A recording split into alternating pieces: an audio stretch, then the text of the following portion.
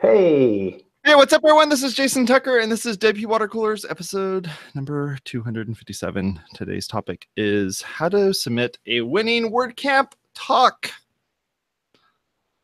your results may vary. Exactly. Sorry about that. I ended up having a whole bunch of windows open, and I heard myself. That's awesome. First time caller. All right. Let's go around the room real quick. We'll fill in the dead air for you, Jason. Tell us a little bit about yourself. Oh, you're muted. There you go. No, I didn't. I wasn't sure you called on me. Anyways, I'm Bobby Wilson. I am a freelance web developer, WordPress, front end, you name it. And happy to be on the show to talk about this today because I was once upon a time a WordCamp organizer, and so can offer some great tips. Awesome. Good to have you on. How about you, Joshua? Yes, I'm Joshua Wold. I'm a designer and product owner at XWP. We do WordPress web development, and recently started getting into doing some talks at WordCamps about design and the whole process of sketching, communication, etc. So really exciting. I'm happy to be here. Awesome. Good to have you on. How about you, Patrick? I'm Patrick Rolland. Today, my job title is e-commerce enthusiast. I don't know what it is long term, but that's what it is today. And I've helped out at a couple different WordCamps, WordCamp Milwaukee and WordCamp Denver, helping pick speakers. And I've spoken at a bunch of WordCamps, so hope to help out. Sweet. Good to have you on. How about you, Sarah? Hi, I'm Sarah Weefald, and I'm a freelance WordPress consultant type person thing. Sweet. Good to have you on, as always. How about you, Steve? I'm Steve Zengin. I'm the founder of Zcreative, and I run the OC WordPress meetup. I'm also the lead organizer for WordCamp OC, and was on the organizing committee for WordCamp US. So I have some experience in this. It's been picking speakers as well. Awesome, man. I'm Jason Tucker. You can find me over at Jason Tucker on Twitter. My website is jasontucker.blog. And Steve has sent me a list of people to go through and read all of their stuff, and I have many complaints. What did I do? You sent me a list of people and said, "Here, I want you to look through these people and find a." Oh, like, yes. Oh, that's awful. Yes. This is the worst job you could give me. I just want to be door greeter. Come on. So actually, let's start there. Actually, let's talk about some of the process of what you go through when you're on a WordCamp committee, right? And not all WordCamps are created equally, but some, maybe many WordCamps do a blind type of choosing process where they just take all the submissions, take off the names, and they pick just based on title and description of topic, or at least that's the first round, right? And so I'm mentioning that because you want to be prepared for that, right? It means you can't just say, I'm going to do a session on design. Yeah. You got to sell it. What? And I think that's what you're talking about. Is that was part? That was that a blind one. That is part of our process at WordCamp Orange County. Is we start with a blind process, as they do at WordCamp US. And it's a grueling process because every single one of them's like, "Oh, that sounds like a great topic. Ooh, that sounds like a great topic too." And then you end up with like the first 8 of them. You're like, "Yes," and you're like, "Oh, what about the rest of the 300?" Can't pick them all. You can't pick them all. How are some of the other folks on the panel here? How have you seen this approach this problem of having to dig through a whole bunch of people and try to pick a couple? So when we were going through it, we actually dropped names and we just looked at the titles and their descriptions. So it was kind of like a different kind of blind. Like we didn't want to see who it was because we didn't want to base it on like, oh yeah, they're really out there in the WordPress world. So, and that turned out to be really interesting because we got a lot of speakers who hadn't really blogged a lot or been on podcasts a lot or anything else. And we got some really great talks. We also got some really strange ones, and that was good too. And part of when we did it, we had everybody that wanted to be there to vote on the process to pick. So we had a range of people that were developers on our team. We had people who were just in marketing on our team. and you know, just we're bloggers too. So it was great because we had insight from different types of user and developers, just all the different groups that make up WordPress. It was awesome. So we got through it. We got through it in an evening, but you know, WordCamp Austin is not the same as WordCamp US. And for the people that are watching that are thinking of submitting a WordCamp talk, it's important to keep these things in mind, right? Because it's a blind process, because your name is taken out of it, you really need to focus on a catchy title, a brief but catchy description, something that's going to catch the organizer's eye as they're going through this process. And it is grueling, right? So at WordCamp Orange County, right, which is a regional WordCamp, we've got, what, Jason, 300 submissions in that neighborhood, right? Right, and we only US, right, and WordCamp US was thousands, right? And so you got to think about that. You need something in your title or description that's just going to stand out. So not all. So at least for Milwaukee and Denver, ours are not blind. I always, when it comes to longer talks, so we had like short talks and long talks this year. When it came to the longer talks, basically someone on the organizing team had to see them in person or online, give a talk somewhere else before. So we are not going to give a 50-minute slot to someone who has zero speaking experience. We'll give a 30-minute slot to them and see how they do, but we're not going to give them this big slot.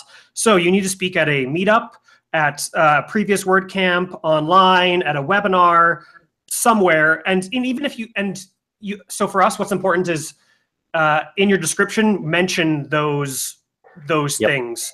So even if we didn't see you, link to it in your description, then we'll take a quick look at it. That helped me earlier this year when I was applying to some WordCamps. I did, my brother and I and another friend, we've started up a meetup in Coeur d'Alene. And at that meetup, I got to test out my talk in front of, I think, 7 or 8 people. And I was able to use that experience and link to that for the first WordCamp I applied to later on that year. And by the way, Patrick, I agree with you. Ours isn't completely blind; it's partially blind. So we do that first round as blind, and then we go through and we do vet the speakers, right? We want to see people who have a stage presence, who have some experience, and we want to see how they are on stage. So I'm actually the one that's responsible at OC. I go through all the videos. Right? So if you are submitting, absolutely submit links to previous talks with your submission. Yeah, we had on our submission form, we actually had a spot to say, hey, have you spoken anywhere else? Are you part of your meetup? Have you presented there? So we got a good gauge of presenter experience just from their submission form. Yeah. Now that can also work against you. And here's what I'm getting at, right? If you're submitting the same talk to every single WordCamp and you've given it a dozen times in the past and all your videos are the same talk. It's going to be a really great talk, though, man. They're going to have everything dialed in. You're right, absolutely. We're probably not going to pick you for a WordCamp because a lot of the, there's a lot of attendees that go to a lot of WordCamps and they want to hear something fresh. Yep, I agree. I agree with that. You know, there are WordCamp on WordPress TV. So if you go over to WordPress TV and go take a look at all of the different videos that get submitted there, not all of those videos show up on the site. Not every single one. And there's technical difficulties that happen there. There's all these other things as well. And there's also meetups that record stuff. Like our meetup, we record stuff and we put it up online for any of like the really great type of talks that are done there that are universally available that somebody can really look at that doesn't have a whole bunch of like talking about how horrible their clients are or some goofy whatever things like that. So we take those videos and look at them as well. So if there's something that you've spoken to, or if you've been on a show like this and you're like, oh, well, I don't have a stage presence, but I can definitely speak on a particular subject matter, that might be a good thing to add in there as well. That you may be in an area that doesn't have the opportunity to speak at a WordCamp or a meetup, and that's okay. We've took speakers last year and the year before that didn't have WordCamp talks or meetup talks. They just had YouTube channels, right? So they just posted random stuff, and we chose them based on their stage presence. Yeah, one thing that helped me with the talk that I did is it was backed by just things I'd done over the years, which being in design, it was easy to kind of jump into talking more about design. And so when I was looking for a topic and trying to work that out, having that history really helped me.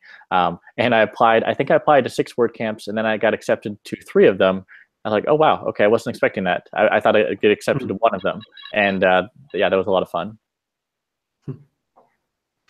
So Steve, let me ask you, or the other WordCamp organizers, let me ask you a question. For WordCamp Denver last year, we had so many advanced topics. It was all the new Gutenberg and the REST API and all this stuff. And we actually had a hard time finding sort of like basic talks of like how to customize a theme. Because like we still need at least 1 talk on something like that for someone who's, you know, a 101, 101's a weird term, but someone who's like a new developer, right?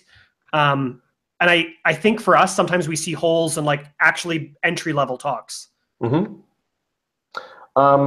So we have the same challenge, right? We want a well-balanced WordCamp, and we have different tracks, and so we want to pick speakers that are appropriate for those tracks. But we've never had an issue where we've been either developer-heavy or beginner-heavy or design-heavy. We've always found a good balance. Sometimes we have had to kind of fill in spots, right? And at that point, we invite speakers that we know they're experienced in a certain thing. I mean, we're lucky, you know, I'm lucky that we live in an area where we've got speakers on all kinds of different topics. So when we need somebody to come in and teach a 101, you know, we'll call Greg Franklin, right? Or somebody like that. I wonder if it's an opportunity though of like when I apply to a WordCamp, I will usually send in something that's sort of advanced and then something that's sort of, for me in e-commerce, it's like how to start an online store. And I'm surprised how often someone picks the how to start an online store talk because no one else applied for it and their audience wants to know about it. I think you're absolutely right. I think, and there's no problem submitting multiple sessions. Yeah. So if you're applying to a WordCamp, you can send in 5 ideas, right, to give yourself a better chance. But I'm with you, Patrick. If you have a good basic 101 talk, or you know, basic design talk, or you know, just getting into like starting out with plugin development or some sort of 101 talk, those are always going to be favorable. Because most of the talks that we get, or that I've seen, are very specific or are very niche. That's the majority of the talks that I see submitted. Uh-oh, we've got some dead air. What are we going to do? Well, all right, so we've talked about the process a little bit. Go for it, Sarah. We've talked a little bit about the process that people go through when selecting talks. So when it comes to actually filling out the thing, like I just applied to speak at WordCamp Phoenix. Was it Phoenix or Albuquerque?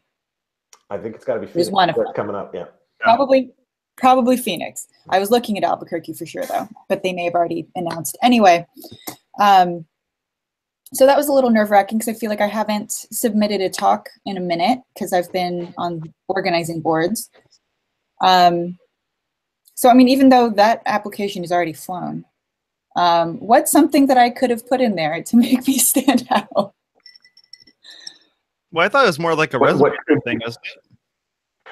Are you asking what you could have put in there to get? Or like what? Like, so let's workshop this a little bit. Like when you're filling out this form, how do you stand out? Well, one thing that I always like to do is fill it out off-site, right, and pass it by somebody, right? So get an opinion on how it's written, right? If I'm just writing it, I'm in my own little bubble, I'm in my own vacuum, right? I want to get another opinion because typically, and Sarah's done this for me before, right? If I'm passing it by somebody to wordsmith it, they're gonna cut some things out that I don't need, right?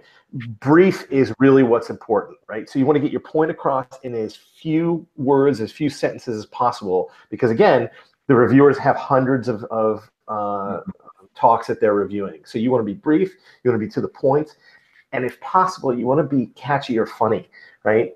Just and so one of the things that that stood out when we were reviewing talks for OC is our theme was superheroes, right? And so the people that stood out are the ones that actually tailored their talk description to the theme, right? They used superhero terms or comic book terms, and they actually understood. They did their homework. They reviewed what we were all about, and they tailored it to the theme, and that really stood out. So if you can do something like that that's specific to the camp or the people or the theme, that's always going to rise to the top. And that's mainly because a lot of times those descriptions are what they copy and paste and put onto the website as well. So it's like, oh, there's no extra work that needs to be done. And you didn't have to, you're not trying to explain it to the person, because that description should be the thing that explains it, because ultimately the person who's going to be thinking about going to that talk is only going to be looking at those words that you just wrote. But if you're just copying and pasting to, a dozen WordCamps, there's nothing special with what you've just done. Yeah, exactly. When we were starting the planning and before we opened up speaker applications, we actually had set up tracks, and we had short descriptions about, what we were thinking was going to be included in those tracks. So it was really great when we saw submissions actually talk to the summaries that we had written. It made it a heck of a lot easier to figure out where they might fit in. And they also stuck with the theme. So going off of that, fitting in with the theme makes you stand out. And sometimes I've gotten picked before by actually contacting the organizers and say, listen, I know you've looked for these, you've actually put on the form, you're looking for these certain things, but are there holes that you need to fill? Right? Are there talks that you haven't seen? Is there some place I can fill in? And if you get a little inside track like that, that'll help you again rise to the top. Yeah. So I guess to answer Sarah's question regarding Phoenix itself, they have their fiery looking Phoenixy logo, and they have blue on the top. So there is no real theme. So I don't know how you would kind of approach it that way, right, Sarah? Yeah, I just tried to be brief and interesting-ish. Yeah. So say something about Arizona or Phoenix or Raquel, right? I mean, there's something you can attach to, right? And by the way, don't everybody on the audience take my advice and bombard Raquel with a whole bunch of questions. I'm not suggesting that, but you can personalize it if you do your homework. Well, I could give a talk about how much Raquel rules, but anybody could give that talk, really, because she does. So I wonder if when it comes to applications, I think you're right, Steve, because I think for Denver, we definitely had over 100 applications, and we have, and so what I try to do is I organize them to 3 different groups, and then I had those 3 different groups sort of go through about 30 each, but that's still so much work. I like the idea of having a paragraph and maybe a list of bullet points as your talk description. But then I think it's really important to make you stand out as and here's why I'm an expert at this, and have a blog post or something that proves that you are the authority in that thing, as sort of follow up to your description. And that's what's going to be read on the second pass, right? So you got to think about first pass and second pass when the reviewers are going through this, because all reviewers do that. Right? They weed them out with the first pass, and then they'll get a little bit deeper with that second pass. I'm curious with some of the WordCamps where you're getting 100 people submitting, how many of them are you looking at and saying, wow, I'd want all of these? Or is it more only 10% are relevant to what I need for this WordCamp? Or to answer your first question, all of these, I don't think I've ever experienced that. Okay. I did. We actually had a submitter for the WordCamp Austin in 2014 who submitted about 20 different talks that he wanted to give. And we were looking through all of them. He had great dot points, and we were all just like, man, it would be great if we could do all of these, but they fit in a single track, and we only had, so much room. So I would say if you're going for someone to pick you because they really feel like, wow, we want this person to do all of these, stretch out the themes or what you're talking about. Don't just stay in one niche about what you're speaking to. I heard the question a little bit differently. I heard it as wanting to include everything, every talk that was submitted through the form, right? I've never experienced that. Okay. Not just from one speaker. Both. We experienced both. Okay. Yeah. Really? We had 175 submissions, and we were like, oh man, there was maybe 2 that we didn't really want to see. But other than that, it was just where do we start? Yeah. So and sometimes you get really great submissions, and sometimes you don't. On the flip side of that, we always, even after our second pass, we always have more talks than we have slots for, right? So at some point, we have to make a decision as to who we're going to include in WordCamp, and that is a tough process. So do you think there's any like resume style tricks to this? Like putting in keywords that somebody's going to search for, like e-commerce. I'm going to speak about e-commerce. So let's make sure I mention WooCommerce, e-commerce, this commerce, that commerce, all those things. Asking to answer your SEO question, the title absolutely matters, right? Your title needs to be catchy. It can't just be designed for WordPress. But some of the titles doesn't even explain what's going to be spoken about there. That's okay. I'm okay with that, right? If it's a catchy title that makes me want to read the description, I'm going to give that an extra beat. I wonder if I'm just more boring of a person, but like I love how to build an online store. Like I love that's like boring but very descriptive, and I think there's probably a balance between clear and clever that you want to hit. And again, if you go back to my what I said about the theme, right? If it was how to build an online store, because our theme was superheroes, it might be how to build an online store like Thor would, right? Or like a superhero or something on. Just throwing in a catchy word helps. Yeah. I don't know why I chose Thor. I'm not a comic book fan. Is Thor good at technology? He's a giant hammer and he breaks things. So okay. No, I don't. Thor Ragnarok is a good movie. Ragnarok is awesome. I'm kind of with you, Patrick, in that I just want mine to be like, the noob's guide to using WordPress, and I'm going to show you like the 4 or 5 things that you could do in the dashboard that a noob should know about that most even like advanced people don't even know. Like I guess the question though, pointing back to earlier, do you want most of it to be like that, or do you want some to be at that basic level, and then you are happy to also have some niche items? We're definitely happy to have some niche items, but we can't have like, boy, for WordCamp Denver, I know we had like several talks on the REST API and we could only include one. And then we had several talks on customizing the customizer, and I don't think we included that one. There is a limit, and we have a 2-track WordCamp. We're just limited on how many dev topics we can have. But it sounds like for WordCamp US, there's a little Cards Against Humanity type of to this, in that you're trying to play for the judge. And so I would imagine that if your talk is about something very like WordPress generic, here's how to bold text in the dashboard or something like that, you're probably not going to get it. But if you did say like, there's this very cool thing that you could do outside of the realm of WordPress that remotely relates to WordPress, like it has a very either a cultural type thing or something like that, Matt's going to look at it and go, this is perfect. This is what we need at our camp. This is what I want to have on here.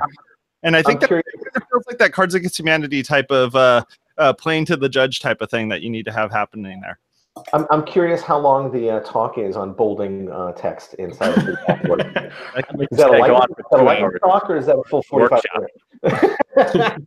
How to move widgets in your dashboard or whatever, So Jason, you bring up something interesting. So for WordCamp Denver, we say exactly what we want, and we had 3 focus areas this year.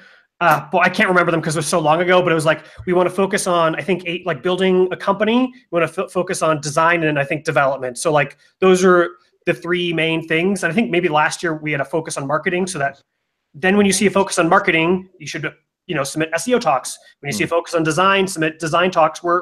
We're pretty clear about what we want every year, but not all WordCamps are like that. So and then you just guess. I want to give a caveat to what you just said. Is that the talks that we immediately throw out are anything that is a sales pitch, right? And a lot of those are SEO talks, right? I'm not picking on the SEO people, but a lot of the talks we get submitted are people selling SEO services, and we're just going to toss those immediately. Those are an instant no. And so one of the things that we do is we also kind of spell out what we're looking for, but we have a general rule that says no pitching. And so if you are pitching your company, we're just going to throw it out. We're not even going to go to the second round. You're allowed to represent a company, right? As long as you're providing information or education, right? You're not there to pitch your company. You can talk about the basics of SEO, but say, I'll do all this for you. And we're really in tune to that. We're really sensitive, and so we can detect those right in the description, and we throw away the sales ones right away. We had that happen with some hosts as well. Like they wanted to come and talk about, you know, what our specific host could do for you, and we're like, nope, no sales. Yeah, but a host can come in. You can sponsor. A host can come in and talk about caching or security or scaling, right? Those are great talks. Yeah, some of the best. I saw a great talk about load testing from Jason Kosberg. Oh, that was a fantastic talk. Yeah. So he's just, this is just what I do every day. And it wasn't selling anyone, it was just presenting information. And that's a good point, because for people who are spending a lot of time in the industry, there's just things that happen that they do that they just naturally want to share as an output of their careers. So yeah, as long as there's a distinction between those two. Yep. Uh-oh. I know. Back to dead air, man. So another thing that kind of caught some of our attention when we were dealing with submissions is just fun play on words, and we even picked one that used a naughty word. Now, I'm not saying that all WordCamps are like this, especially now that we're more family adjacent and that there's more kids. Tell us there was an F-bomb in one of the titles. Wow. We actually picked it, and then we just censored the F-bomb in the title, and people loved it. But it caught our attention, and then when we dug in, we're like, that's actually something that, you know, sounds boring, but the way this is going to be presented, it makes you excited about it. So think about if you're thinking that you have a boring topic that you want to submit to talk about, try to come up with another way that you might describe it that would make it sound exciting. And we kind of touched on that earlier, like make good titles, but just talking about this in particular. So how to build a WordPress F-bomb store. No, actually, I put the F-bomb in the wrong place. How to build a F-bomb WordPress store. I would like to build a store where I sell my F-bombs. Be like WordCamp or WooCommerce AF or something like that. See, that's a good title. That's a title that I would go on and read the description. Right. So next WordCamp Orange County, somebody submit WooCommerce AF. So one tip that I have at the WordCamp I went to, I actually, since it was a design talk, I printed out a little pamphlet that was just like, here's a quick summary of my talk that you could just walk away with. It wasn't a sales thing. It was, if you want a reminder to remember. And so maybe calling that out in your submission, that there will be a little thing I'm handing out. I got a lot of positive feedback from that. Oh, that's awesome. Yeah, just doing something totally different that no one else is doing. I have seen a few times where somebody walked around and handed out pamphlets, and I was like, pamphlets? Whoa, this is I didn't realize that people were doing that. And it's really cool to have something just different, because now instead of walking out of a talk where, like, I've gone to conferences where people hand out a whole bunch of those and you walk out and you're like, geez, I have like 100 of these things now. But if someone else isn't, you know, if you're the only one doing it, that's kind of an interesting way of going about it. So I'm gonna tell you my favorite talk that was submitted at WordCamp OC last year. And remember, this is done blind. So I came across the description that just said, if you have a me-shaped hole to fill, then put me in. And I went, you know what, that's moving on to the second round. I don't know who this is, but that caught my eye. Turns out it was Chris Ford, right? And she's always awesome, but we found a Chris Ford shaped hole to fill in the schedule. It's awesome. Oh, that's cool. Steve, I have one last question for you. So I think I'm just boring and I just want like how to build an online store. If I were to apply to WordCamp OC, can I submit 2 talks, one with my boring Patrick title and one with WooCommerce AF title? Or would that be unethical to submit the exact same talk with 2 different titles? Do it. Because WooCommerce AF is going through the second round. How to build a WooCommerce store is getting cut right away. It's going to be awesome. I like that tip. I'm going to try it. I love it. Again, but you know what? Like Jason said, it is a bit Cards Against Humanity. You have to play the player, right? You have to know the judge, right?